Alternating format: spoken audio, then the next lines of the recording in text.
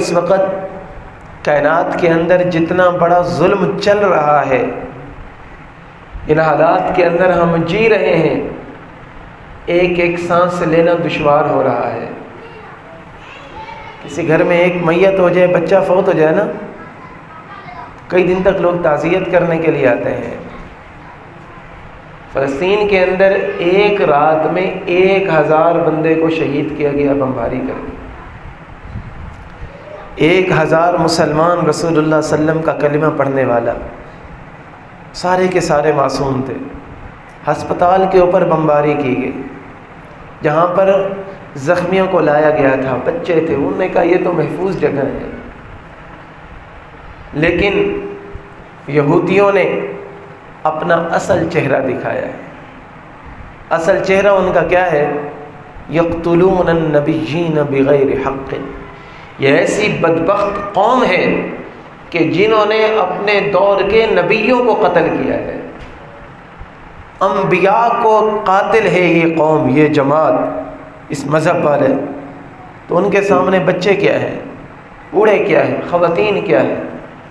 اور افسوس کی بات یہ ہے کہ یورپ جو انسانی حقوق کی بات کرتا ہے، اقوام متحدہ جو نام نہاد انسانی حقوق کی بات کیا کرتی تھی، آج ان کو سانپ سونگھ کر چلا گیا ہے۔ سارے کے سارے یہودیوں کے ساتھ کھڑے ہو گئے اور یہودیوں کو کہتے ہیں ہم تمہیں مال بھی دیں گے، ہم تمہیں افراد بھی دیں گے، ہم تمہیں اسلحہ بھی دیں گے، تم ان نہتے مسلمانوں کے اوپر بمباری کرو۔ اور ہمارے حکمرانوں کو وہن کا مرض لگ گیا ہے۔ یہ اللہ کے محبوب کی حدیث ہے کہ سارے اکٹھے ہو کر مسلمانوں کو مار رہے، اور ہمارے حکمران، تمام مسلمان ممالک کے حکمران صرف مذمت کی حد تک ہے۔ ایسے نہ کرو، یہ غلط بات ہے، یہ غلط بات ہے۔ یہ تو عوام کہتی ہے، حکمران کہاں کہتے ہیں؟ اللہ سے دعا کریں کہ اللہ ہمیں غیرت مند حاکم دے دے کہ جن کا دل مسلمانوں کے لیے دھڑکتا ہو۔ قبلہ اول بیت المقدس یہ وہ جگہ ہے جہاں پر چہرہ کر کے رسول اللہ صلی اللہ علیہ وسلم نے 16 مہینے تک نماز پڑھی۔ یہ وہ جگہ ہے جہاں پر رسول اللہ صلی اللہ علیہ وسلم نے تمام انبیاء کی جماعت کروائی ہے۔ یہ وہ جگہ ہے، سیدہ میمونہ رضی اللہ تعالیٰ عنہ فرماتی ہیں میں نے رسول اللہ صلی اللہ علیہ وسلم سے پوچھا یا رسول اللہ یہ بیت المقدس کیسی جگہ ہے؟ صحیح حدیث ہے، یہ کیسی جگہ ہے؟ حضور علیہ الصلوۃ والسلام نے فرمایا یہ قیامت کے دن لوگوں کے جمع ہونے کی جگہ ہے۔ اگر تمہیں توفیق ملے تو وہاں پر جا کر 2 رکعت نفل پڑھو، تم 2 رکعت پڑھو گی، اللہ تمہیں 1000 نوافل پڑھنے کا ثواب دے گا۔ پوچھا یا رسول اللہ اگر میں جانے کی طاقت نہ رکھتی ہوں، استطاعت نہ رکھتی ہوں تو پھر میں کیا کروں؟ اللہ کے محبوب نے فرمایا کہ تم یہاں سے تیل خرید کر دے دو، وہاں پر دیا جلایا جائے، وہاں پر روشنی ہوگی، یعنی وہاں پر تم اس کے اوپر مال خرچ کرو گے تو اللہ رب العزت تمہیں وہ ثواب عطا فرما دے گا جو وہاں پر جانے کا تھا۔ اس لیے میرے بھائیوں، اس وقت دکھ کی گھڑی ہے، اور کائنات کے اندر آپ نے کربلا کا واقعہ سنا ہے نا؟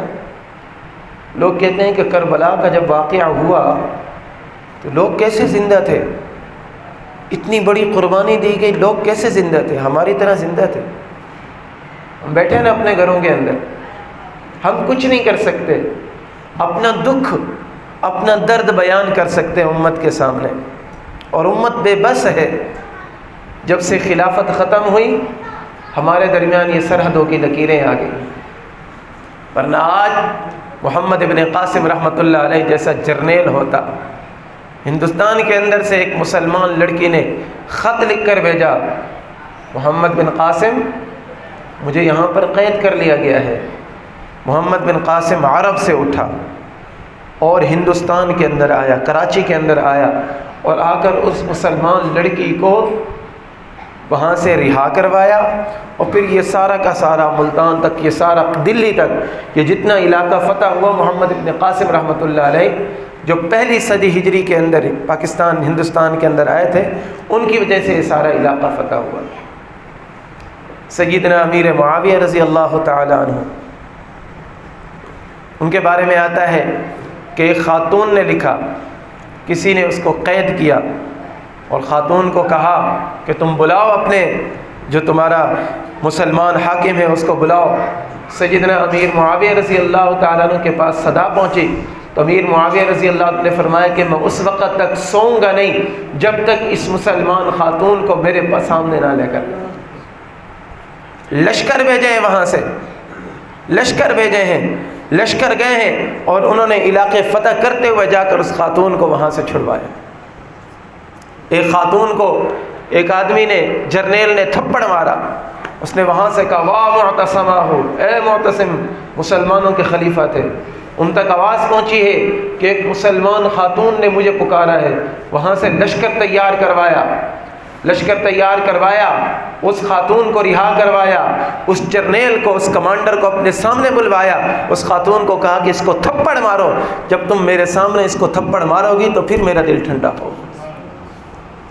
بنو قینقاع ایک بستی تھی جہاں پر یہودی رہا کرتے تھے، وہاں پر ایک مسلمان خاتون کھڑی ہوئی تھی۔ یہودی شروع سے شرارتی ہیں، اس مسلمان خاتون کی چادر جو تھی کسی یہودی نے کسی چیز کے ساتھ ایسے باندھ دی، وہ جب ایسے آگے جانے لگی تو اس کی چادر سر سے اتر گئی۔ یہودیوں کا بازار، یہودیوں کی حکومت، ایک مسلمان وہاں سے گزر رہا تھا، اس کی غیرت نے گوارا نہیں کیا کہ میری مسلمان بہن کے سر سے چادر اتر جائے۔ ہم ایسے ہوا کرتے تھے، آج ہمیں میڈیا نے، ہمیں روشن خیالی نے، بری تہذیبوں نے، گندی تہذیب کے انڈوں نے کہاں تک پہنچا دیا، اس چیز کو عار ہی نہیں سمجھا جاتا۔ دوپٹہ مسلمان بہن کے سر سے اتار دیا گیا، پردے سے اس کو متنفر کر دیا گیا، ڈھولک کی تھاپ پر تھرکنے والا بنا دیا گیا۔ ڈراموں کے اندر، فلموں کے اندر جو دیکھا اس کو ہم نے اپنا شعار بنا لیا۔ مسلمان یہ چیز برداشت نہیں کرتے تھے۔ سلمان نے دیکھا کہ اس مسلمان خاتون کے سر سے دوپٹہ اترا ہے، اس نے تلوار اٹھائی اور جا کر اس یہودی کا سر تن سے جدا کر دیا۔ تیری یہ جرت کہ تو ہماری بہن کے سر سے دوپٹہ اتارے۔ اب ظاہر ہے یہودیوں کا بازار تھا، ان سب نے مل کر اس کو شہید کر دیا۔ رسول اللہ صلی اللہ علیہ وسلم کے پاس خبر پہنچی کہ یا رسول اللہ ایسے ایسے ایک بازار کے اندر ہوا ہے۔ رسول اللہ نے اس وقت لشکر تیار کروایا، مذمت نہیں کی، یہ میرے نبی کی سنت نہیں ہے مذمت کرنا۔ اللہ کے نبی نے لشکر تیار کروایا ہے، کئی ہزار کا لشکر تیار ہوا، جا کر اس کے قلعے کو، اس بازار کو گھیرا گیا۔ 20 دن تک اس بازار کا گھیراؤ رہا۔ انہوں نے کہا کہ ہمارے بارے میں کیا فیصلہ؟ فرمایا تمہیں یہاں پر ہم رہنے ہی نہیں دیں گے، ہم تمہارا وجود بھی برداشت نہیں کر سکتے، اپنا بوریا بستر اٹھاؤ، یہ سب کچھ چھوڑ کر یہاں سے چلے۔ انہوں نے کہا مال لے لیں۔ قینقاع سنا رہے تھے، آپ کو پتہ ہے سراروں کے پاس کتنا سونا ہوتا ہے۔ اللہ کے نبی نے فرمایا ان کے باغوں کو آگ لگا دو، ان کے نوجوانوں کو قیدی بنا لو، ان کی ملکیتیں ساری ختم ہو گئی۔ ان کی جرت کیسے ہوئی؟ ایک مسلمان خاتون کا دوپٹہ سر سے اتارا۔ میرے بھائیو، ہم اس نبی کے کلمہ کو ہیں، ہم اس نبی کا کلمہ پڑھنے والے ہیں۔ اللہ نے فرمایا یا ایھا النبی حرض المؤمنین علی القتال، اے میرے محبوب مسلمانوں کو لڑنے کے اوپر ابھاریے۔ ان یکم منکم 20 صابرون یغلبوا 200، اس کے اندر ایسا جذبہ بھر دیجئے، ایسا جوش بھر دیجئے کہ اگر یہ 20 ہوں تو 200 کے مقابلے کے اندر آ جائیں، اگر 1000 ہوں تو 2000 کے مقابلے کے اندر آ جائیں۔ مسلمانوں، ہم اپنے اندر ایک شجاعت کی داستان رکھتے ہیں۔ سیدنا خالد ابن ولید رضی اللہ تعالیٰ عنہ، یورپ کا مورخ لکھتا ہے، عیسائی مورخ نے اپنی کتاب کے اندر لکھا ہے، کہہ رہے میں نے ایسا عظیم کمانڈر دیکھا ہی نہیں، 10,000 جنگیں لڑی ہیں، 200 سے اوپر تلواریں ٹوٹی ہیں ان کے ہاتھ میں۔ سیدنا خالد ابن ولید رضی اللہ تعالیٰ، ایک جگہ پر لڑائی ہو رہی ہے، سامنے سے 60,000 کا لشکر ہے، 60,000 کا لشکر۔ کمانڈر نے پوچھا، مسلمان چند ہزار تھے، نے کہا کہ ہم ان کا مقابلہ کیسے کریں گے، ان کا مقابلہ ہم کیسے کریں گے؟ خالد ابن ولید رضی اللہ عنہ نے فرمایا کہ حضرت امیر صاحب مجھے ایک کو اجازت دے دیں، میں 60,000 سے لڑوں گا۔ نے کہا ایک بندہ 60,000 کا مقابلہ؟ تو خالد بن ولید نے فرمایا میں نے اپنے محبوب سے سنا ہے جو کلمہ پڑھتا ہے، جو ذکر کرتا ہے وہ زندہ ہے، جو ذکر نہیں کرتا وہ مردہ ہے۔ اب مردے 60,000 ہوں یا 60 لاکھ ہو تو ایک زندے کا مقابلہ تو نہیں کر سکتے، کر سکتے مقابلہ؟ آج ہمیں مردوں سے ڈرایا جاتا ہے، مردوں سے ڈرایا جاتا ہے کہ مردے یہ کر لیں گے، او بھائی وہ تو مر گئے، وہ اب ہمارا کیا کریں گے؟ زندہ مردوں سے ڈر رہے، وہ زندہ تھے اصل۔ الذین آمنوا وتطمئن قلوبهم بذکر اللہ الا بذکر اللہ تطمئن القلوب۔ کیا فرمایا کہ جو لوگ ایمان لے کر آئے ان کے دل اللہ کے ذکر سے مضبوط ہو جاتے ہیں۔ صحابہ کرام اس طرح تھے۔ تو خالد بن ولید نے فرمایا میں اکیلا جاؤں گا، کہا نہیں اور بلاؤ۔ فرمایا ٹھیک ہے 1,000 کے مقابلے میں ایک بھیجو، 1,000 کے مقابلے میں ایک بھیجو۔ آپ تاریخ اٹھائیں، 1,000 کے مقابلے میں ایک بندہ آیا ہے، 60 بندے آئے 60,000 کے مقابلے میں، دور دور سے بڑی مشہور جنگ ہے یہ۔ 60 بندے جب آئے تو ان کے کمانڈر نے دیکھا، انہوں نے کہا یہ مذاکرات کے لیے آ رہے ہیں، لیکن جیسے ہی وہ گھسے ہیں انہوں نے گھمسان کی لڑائی شروع کر دی ہے۔ کئی ہزار بندے مارے گئے اور کئی ہزار بندے قید ہوئے ان 60 مسلمانوں کے ہاتھوں۔ مسلمان جب اپنے دین کے اوپر قائم ہوتا ہے، اللہ فرماتے ہیں کہ تم اپنے دین کے اوپر قائم رہو، یاد رکھو اللہ تمہیں غالب کرے گا، اللہ تمہیں غالب کر کے رہے گا۔ اس لیے میرا ایمان ہے کہ آج چاہے ہمیں فلسطین کے اندر بہت ظلم نظر آ رہا ہے اور واقعی میں ہو رہا ہے، لیکن ہمارے مجاہدین وہاں پر الحمدللہ موجود ہیں۔ فلسطین کے مسلمان پوری امت کی طرف سے فریضہ جہاد ادا کر رہے ہیں۔ اس وقت ہمارے حکمرانوں کا حق بنتا تھا کہ وہاں پر اپنی فوجوں کو بھیجتے قبلہ اول کی حفاظت کے لیے، قبلہ اول کی حفاظت کے لیے مسلمانوں کو چاہیے تاکہ اٹھ کھڑے ہوتے، آپس میں اتحاد کر لیتے، لیکن ہمارے حکمرانوں کو کوئی ہوش نہیں ہے۔ اللہ سے دعا کریں کہ اللہ رب العزت ہمیں اجتماعی عذاب سے محفوظ فرما دے۔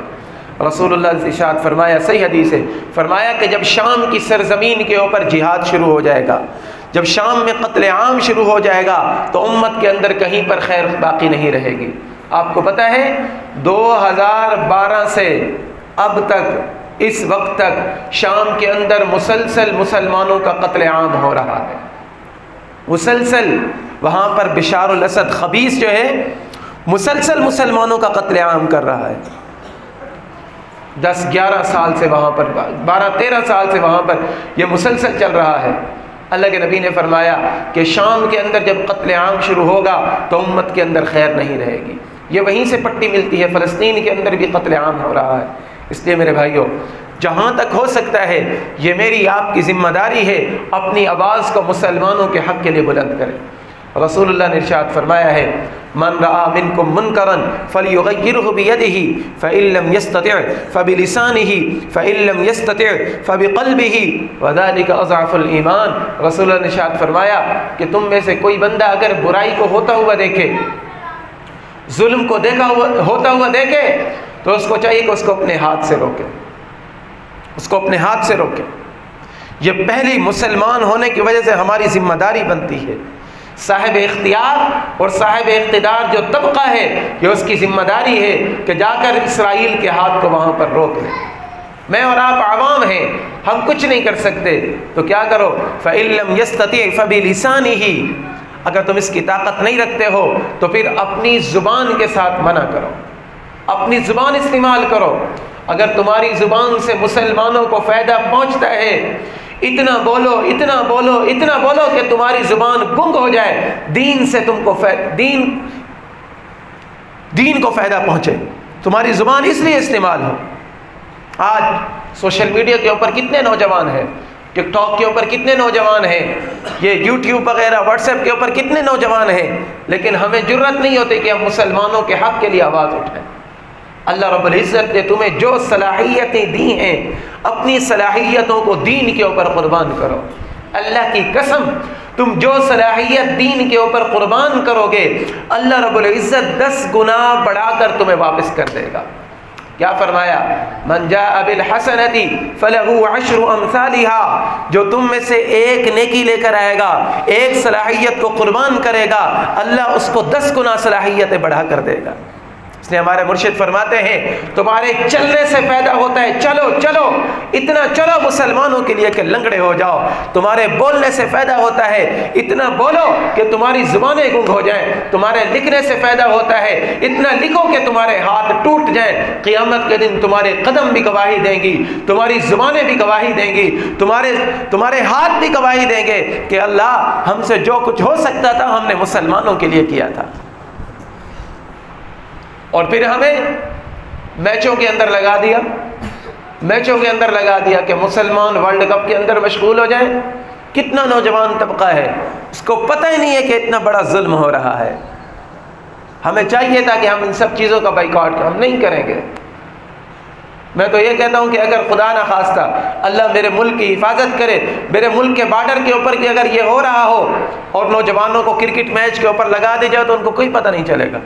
جب قبلہ اول کے لیے کوئی صدا نہیں اٹھ رہی ہے تو پھر پاکستان کے لیے کون سی صدا اٹھے گی؟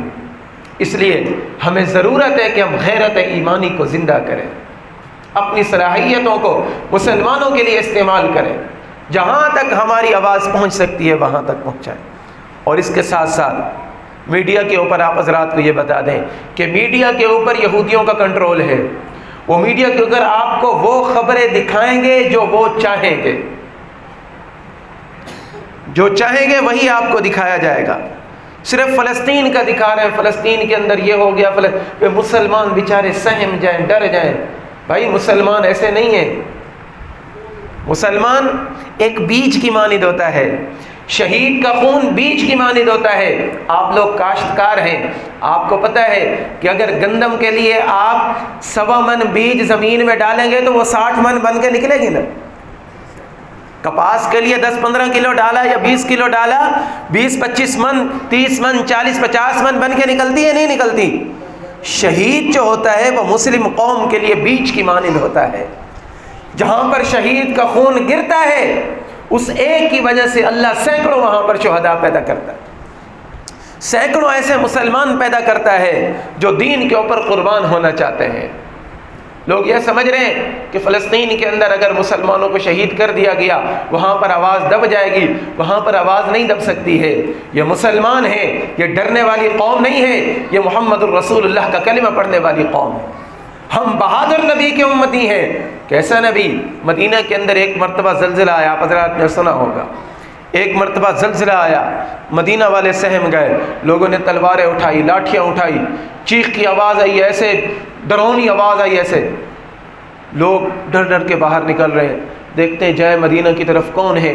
اندھیرے کے اندر دیکھا تو ایک شخص گھوڑے کے اوپر ہاتھ میں ننگی تلوار لیے آ رہا ہے۔ میں نے کہا دیکھیے یہ کون بہادر ہے، یہ کون بہادر ہے؟ دیکھا تو وہ آمنہ کے لال حضرت محمد مصطفیٰ احمد مجتبیٰ صلی اللہ علیہ وسلم تھے، اور فرما رہے تھے اے اہل مدینہ پریشان نہیں ہونا، کوئی خطرے کی بات نہیں ہے، میں وہاں پر جا کر دیکھ کر آ رہا ہوں۔ میرا نبی تو وہ نبی ہے، کبھی 1000 کے مقابلے کے اندر، کبھی 12000 کے مقابلے کے اندر، کبھی 8000 کے مقابلے کے اندر، کبھی 2 لاکھ کے مقابلے کے اندر کھڑا ہوا ہے میرا نبی، ایک قدم پیچھے نہیں ہٹا۔ زبان کے اوپر کیا جاری تھا؟ انا النبی لا کذب، انا ابن عبد المطلب، انا النبی لا کذب، انا ابن عبد المطلب۔ اور پیچھے صحابہ کی جماعت، کیا جماعت تھی؟ نحن الذین بایعوا محمدا علی الجہاد ما بقینا ابدا، نحن الذین بایعوا محمدا۔ یہ صحابہ کی جماعت ہے، کہتے ہیں ہم وہ جماعت ہیں، ہم وہ لوگ ہیں، ہم وہ جماعت ہیں، وہ جمعیت ہیں کہ جنہوں نے اپنے محبوب کے ہاتھ کے اوپر بیعت کر لی ہے، موت کے اوپر، علی الجہاد ما بقینا ابدا، جب تک ہم زندہ رہیں گے جہاد کرتے رہیں گے۔ اور جو بھی اب جہاد کے اندر چل رہا ہے وہ صحابہ کرام کی پیروی کر رہا ہے۔ رسول اللہ نے فرمایا کہ یاد رکھو قیامت تک جہاد جاری رہے گا، کسی عادل بادشاہ کا عدل بھی اس کو نہیں روک سکتا، کسی ظالم بادشاہ کا ظلم بھی اس کو نہیں روک سکتا۔ دنیا کی ساری طاقتیں سن لیں کہ مسلمان جہاد کے اوپر قائم رہیں گے۔ میرے محبوب نے فرمایا الجہاد ماضٍ الی یوم القیامہ، جہاد قیامت کے دن تک جاری رہے گا۔ فرمایا جو جنت کا شارٹ کٹ ڈھونڈنا چاہتا ہے، جو جنت کے اندر جلدی جانا چاہتا ہے، کیا کرے؟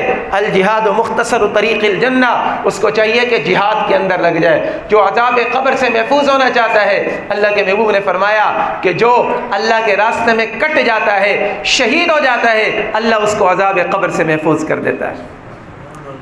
اور پھر فرمایا مرابط فی سبیل اللہ، جو اللہ کے راستے کے اندر مسلمانوں کی سرحدوں کی حفاظت کر رہا ہوتا ہے، سرحدوں کے اوپر کھڑا ہوا ہے کہ میرے مسلمان بھائیوں کو تکلیف نہ پہنچے، نقصان نہ پہنچے۔ اللہ کے محبوب نے فرمایا کہ اگر یہ فوت ہو جاتا ہے، اللہ رب العزت عذاب قبر سے اس کو محفوظ فرما دیتے ہیں۔ اس لیے میرے بھائیوں اپنی دعاؤں کے اندر فلسطینی مسلمانوں کو یاد رکھیں، اپنی دعاؤں کے اندر فلسطینی مسلمانوں کے لیے جتنی دعائیں ہو سکتی ہیں کریں، اور جتنا ممکن ہو سکتا ہے جن اداروں کے اوپر آپ اعتماد رکھتے ہیں، جن کو آپ بخوبی جانتے ہیں، الحمدللہ پاکستان سے انتظام ہو گیا ہے اور وہاں پر ایڈ پہنچ رہی ہے، وہاں پر پیسے پہنچ رہے ہیں۔ ہم نے خود دیکھا ہے کہ غزہ کے اندر ہم یہاں سے جو ایڈ بھیج رہے ہیں وہاں پر پہنچ رہی، وہاں پر تقسیم ہو رہی ہے۔ آپ جن اداروں کے اوپر اعتماد رکھتے ہیں اپنے مال کے ساتھ وہاں پر شامل ہوں۔ ہم وہاں پر اسلحے کے ساتھ نہیں جا سکتے، چل کر نہیں جا سکتے، ویزوں کے ایشو ہیں، ٹکٹ کے ایشو ہیں، ملکوں کے ایشو ہیں، لیکن اللہ نے مال تو دیا ہے نا، اللہ نے مال تو دیا ہے نا، اپنے مال کو خرچ کریں، اپنا مال زیادہ سے زیادہ فلسطین کے مسلمانوں کے لیے بھیجیں۔ ہم عنقریب کوئی ادارہ اگر ہمیں ملتا ہے جس کے اوپر ہمیں اعتماد ہوتا ہے تو ہم یہاں پر انشاءاللہ فنڈ بھی کریں گے، فی الحال نہیں، فی الحال صرف ترغیب ہے۔ ہمیں کوئی ادارہ ایسے مل گیا کہ جس کے اوپر سب کا اعتماد ہوا تو انشاءاللہ فلسطینی مسلمانوں کے لیے ہم نے فنڈ بھی کرنا ہے، اور آپ حضرات نے اس کے اندر بھرپور حصہ ملانا ہے۔ اس کے علاوہ اگر آپ کو پتہ ہے کوئی جماعت، کوئی بندہ، کوئی فاؤنڈیشن جو وہاں پر پہنچا رہی ہے تو اپنے جو خزانے ہیں ان کے دروازے کھول دیں، تاکہ کل قیامت کے دن ہم اتنا تو کہہ سکیں کہ اللہ ہم جا نہیں سکتے تھے، ہمارے پاس مال تھا، جتنا تھا ہم نے تیری رضا کے لیے قربان کر دیا ہے۔ کریں گے نا انشاءاللہ۔